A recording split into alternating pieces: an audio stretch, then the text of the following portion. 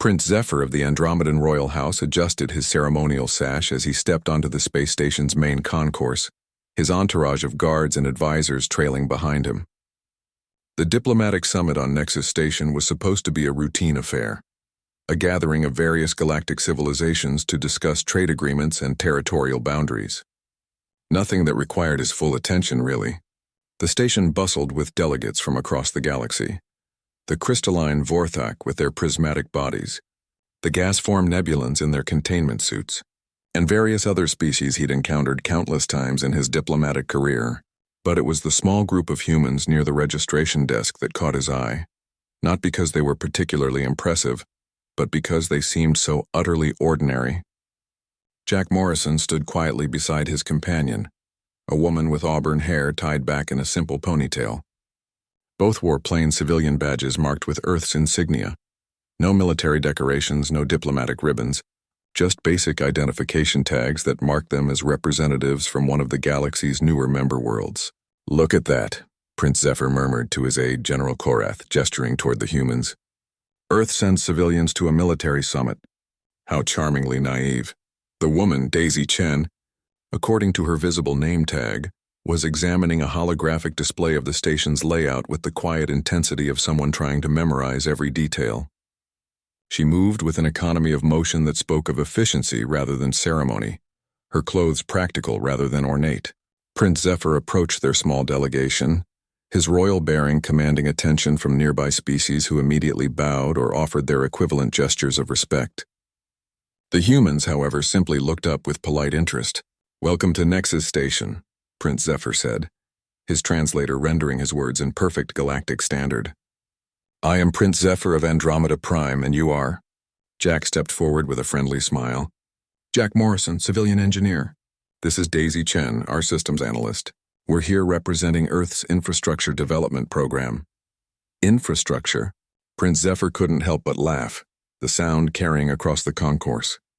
"My dear humans, this is a summit to discuss military alliances and territorial defense.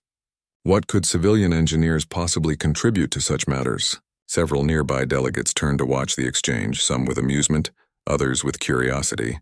The prince noticed the humans' calm reaction. No indignation, no defensive posturing. Daisy simply adjusted her civilian badge with what might have been a slight smile. "We've found that infrastructure and defense often go hand in hand, Your Highness," she said quietly. "Earth has learned that the best way to protect something is to build it properly from the beginning." "How quaint," Prince Zephyr replied, his tone dripping with condescension. "Perhaps you can share your building techniques with species who have been constructing starships for millennia." He gestured grandly toward the massive station around them. This facility, for instance, required the combined engineering prowess of 12 different civilizations. "It's certainly impressive," Jack agreed, seemingly unbothered by the prince's tone. "The structural integrity must require constant monitoring, with all those different architectural philosophies working together." Before Prince Zephyr could respond, his personal escort, Commander Thax, appeared at his elbow. The veteran officer's expression was carefully neutral, but there was an urgency in his posture that made the prince pause. "Your Highness," Commander Thax said quietly, "might I have a word?" Prince Zephyr excused himself, stepping away from the human delegation with an air of royal dignity. Once they were out of earshot, Commander Thax's expression grew grave. "Your Highness, do you know who that was?" "Some human civilians, obviously. Engineers or some such." "That woman," Commander Thax interrupted, something he'd never done in 20 years of service. "Daisy Chen, she's the architect of the Sol defense grid." Prince Zephyr frowned. "The what?"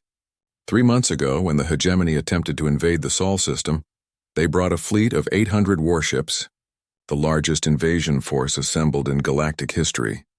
Commander Thax's voice dropped to a whisper.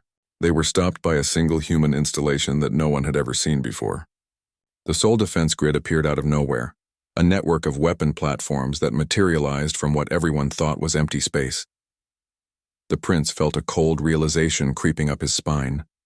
What happened to the hegemony fleet? Gone, 800 ships reduced to scrap metal in 37 minutes. Not a single human vessel was damaged because they never needed to launch one.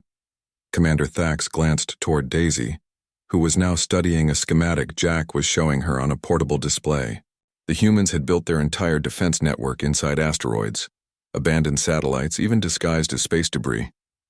When activated, they had overlapping fields of fire covering every possible approach to their system. Prince Zephyr's mouth went dry. And the man? Jack Morrison. He designed the power distribution system that made it possible. Before the defense grid, no one thought you could channel that much energy through civilian infrastructure without it being detected. Commander Thax's respect was evident in his voice. The humans didn't build weapons, Your Highness. They built a fortress that looked like a solar system. Looking back at the two humans, Prince Zephyr saw them in an entirely different light. Daisy's quiet intensity wasn't bookish concentration. It was the focus of someone who had calculated the destruction of an entire invasion fleet. Jack's friendly demeanor masked the mind that had solved energy distribution problems that had stumped galactic engineers for centuries. The Galactic Council has been trying to understand how they did it, Commander Thax continued. Every civilization that studied the battlefield footage has reached the same conclusion. It's impossible. The level of coordination, the precision of the construction, the sheer scope of hiding something that massive. He shook his head.